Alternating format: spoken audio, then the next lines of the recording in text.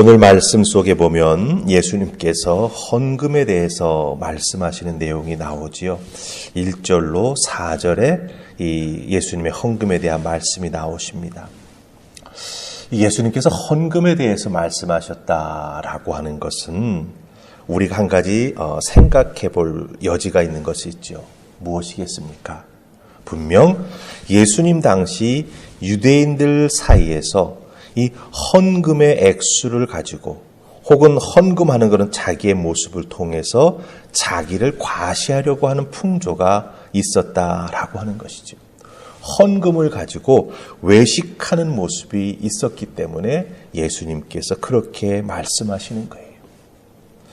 오늘 말씀 속에서 설명을 드리겠습니다만은 아니 뭐 헌금하는데 어떻게 액수를 알 수 있을까? 예, 정확한 액수를 알 수는 없지만 짐작을 할 수 있는 구조예요. 예, 그게 참 사람을 이렇게 시험 들게 만들다라고 하는 것이지요. 자, 그렇다면 왜 예수님께서 이렇게 헌금에 대해서 말씀하셨을까? 이 말씀이 오늘 우리에게 주시는 의미는 무엇일까? 함께 살펴보기 원합니다. 자, 우리 1절 말씀 보십시다. 1절 다 찾으셨습니까? 우리 같이 읽습니다. 시작. 예수께서 눈을 들어 부자들이 헌금함에 헌금 넣는 것을 보시고 아멘. 2절에는 예수님은 가난한 과부가 2렙돈을 헌금함에 넣는 것을 보셨습니다. 그러니까 이 1절에서 우리가 잘 살펴야 될 것은 뭐냐면 예수님께서 눈을 들어 누군가가 헌금함에 헌금하는 것을 보셨다라고 하는 거예요. 눈을 들어 보시고라고 하는 것입니다. 이 표현이 의미하는 것은 무엇입니까? 그냥 본 게 아니라고 하는 거예요. 눈을 든다라고 하는 것은 누군가가 하는 행동을 눈여겨보는 것입니다. 주목하여 보는 것입니다. 이렇게 고개를 딴 곳에 있다가 저 사람이 저 행동하네 하고 딱 시선을 그 사람에게 고정하는 것. 그게 바로 눈을 드는 것입니다. 그리고 본다라고 하는 것은 그 현장에서 일어나고 있는 것을 살펴보면서, 즉 그 사람이 지금 행동하고 있는 것을 하나하나 살펴보시면서 그 사람의 행동의 모습 하나하나를 마음속에 새겨둔다라고 하는 뜻을 가지고 있습니다. 제가 사전을 찾아보니까 이 보는데 마음속에 새겨둔다라고 하는 뜻이 있어요. 네. 그러니까 예수님께서 부자가 헌금하며 헌금하는 것을 유난히 살펴보셨다라고 하는 것을 의미하게 되지요. 그러니까 쓱 보고 지나친 것이 아니다라고 하는 것입니다. 눈을 들어 보시고 이것을 통해서 예수님께서 헌금하는 부자와 가난한 과부 두 사람을 보셨다라고 하는 것이었습니다. 무엇을 발견하셨고 그 발견하신 것에 대해서 우리에게 무엇라 말씀해 주실까요? 1절에 나오는 헌금함은요, 예루살렘 성전에 있는 13개의 헌금함 중에 하나를 가르칩니다. 네, 헌금함이 13개나 있었대요. 근데 그 모양이 어떻게 생겼냐면, 위는 나팔처럼 넓습니다. 위는 나팔이 어떻게 됩니까? 이렇게 앞에는 동그랗지만, 목은 이렇게 가늘죠. 그리고 밑에 항아리 모양의 넓은 받는 곳이 있었다라고 하는 거예요. 그러니까 이 당시에는 지폐가 없었습니다. 동전으로 헌금을 했습니다. 그럼 이 헌금함, 나팔 모양으로 위에는 넓고 목이 좁아지다가 밑에가 넓은 항아리입니다. 헌금을 넣으면은 주르륵 흘러내려가는 소리가 아주 크게 들리죠. 헌금을 넣을 때 그 나오는 소리를 통해서 얼마나 헌금하는가라고 하는 것을 짐작해 볼 수 있다라고 하는 거예요. 자, 그럼 우리 2절과 3절 보십시다. 같이 읽습니다. 2절, 3절 다 시작. 또 어떤 가난한 과부가 2렙돈 넣는 것을 보시고 이르시되 내가 참으로 너희에게 말하노니 이 가난한 과부가 다른 모든 사람보다 많이 넣었도다. 아멘. 2렙돈, 쉽게 말하면 동전 2개입니다. 근데 렙돈이라고 하는 것은 이 헬라 동전 화폐 단위에서 제일 작은 단위예요. 우리는 그냥 원이라고 해서 모든 화폐 단위가 통일되어 있지만 그 당시는 그렇지 않았습니다. 네. 1원짜리, 쉽게 말하면 5원짜리, 10원짜리 이런 식으로 이 동전의 모양도 달랐고 이 크기도 달랐고 무게도 달랐습니다. 그러니까 그 헌금함에 떨어질 때 나는 소리가 이건 얼마짜리 동전인데라고 사람들이 유추하고 짐작할 수 있는 상황이었다라고 하는 것이죠. 그런데 과부가 2렙돈을 넣었습니다. 이 렙돈이라고 하는 단위는 제일 작은 화폐 단위예요. 동전 2개가 딸랑딸랑 떨어지는 소리가 들렸지요. 그런데 예수님은 뭐라고 평가하십니까? 이 과부가 그 다른 어떤 사람들보다 많이 넣었다라고 말씀하세요. 첫째, 가난한 과부라고 했습니다.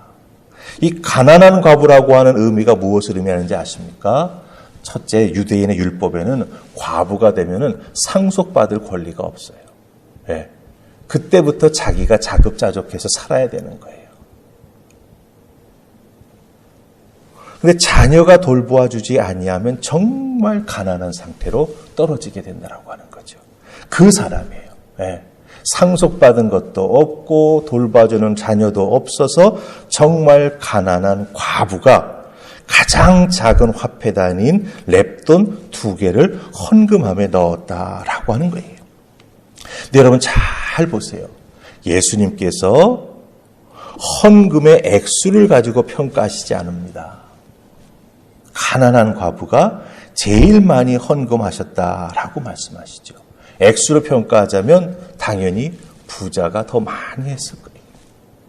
그런데 예수님께서는 눈을 들어 보시고 무엇라고 말씀하십니까? 이 가난한 과부가 제일 많이 헌금했다라고 말씀하세요.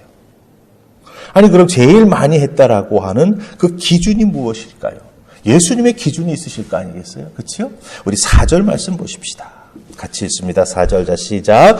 저들은 그 풍족한 중에서 헌금을 넣었거니와 이 과부는 그 가난한 중에서 자기가 가지고 있는 생활비 전부를 넣었느니라 하시니라. 아멘.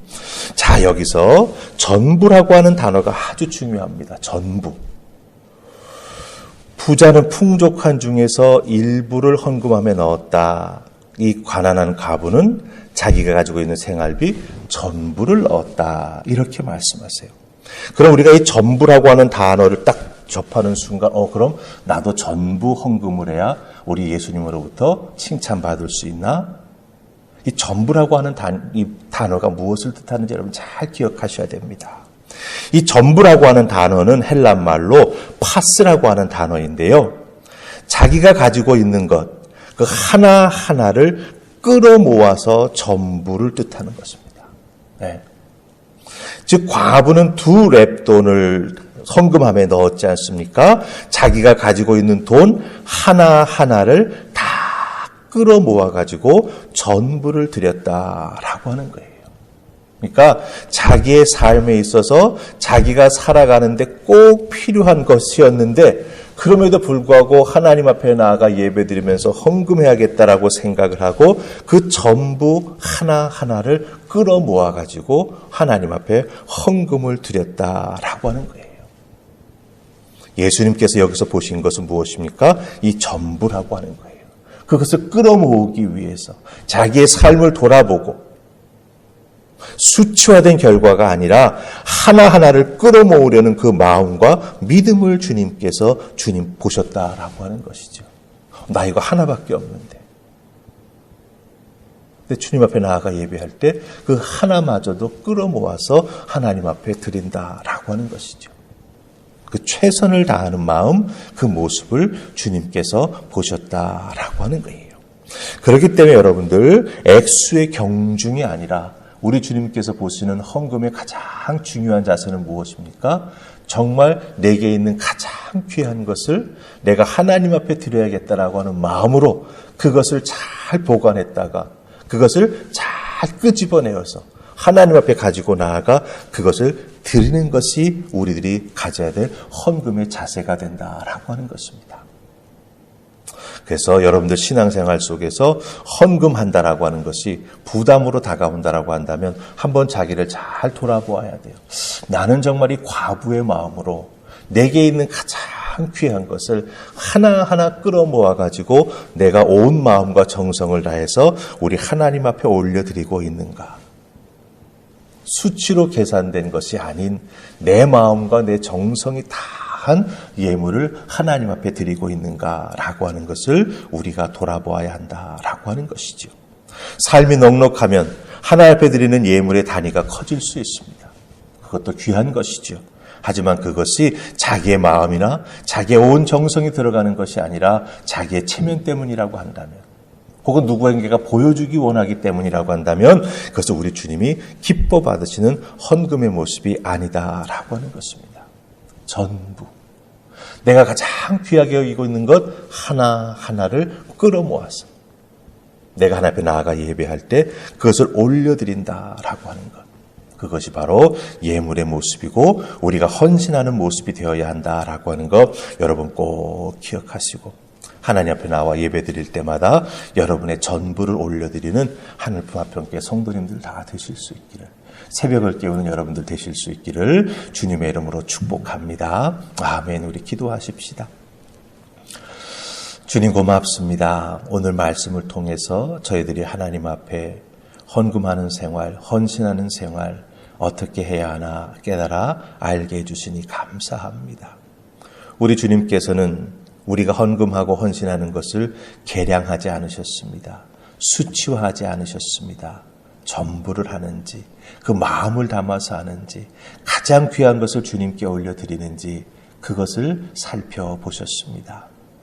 우리들의 신앙생활하며 하나님 앞에 예물 드리고 헌신하고 봉사하는 것 주님도 우리에게 눈을 들어 살펴보시는 줄 압니다. 주님께 칭찬받고 주님께 인정받는 믿음의 생활해 나아가는 우리가 되게 해주시되, 정말 주님께서 기쁘게 받으실 수 있도록 헌신하며 예물 올려드리는 우리 모두가 되게 하여 주시옵소서. 가난한 마음으로 우리 주님께 전부를 드리는 마음으로 나아가는 우리 모두가 되게 해주실 줄 믿사옵고 예수님 이름으로 기도하옵나이다. 아멘.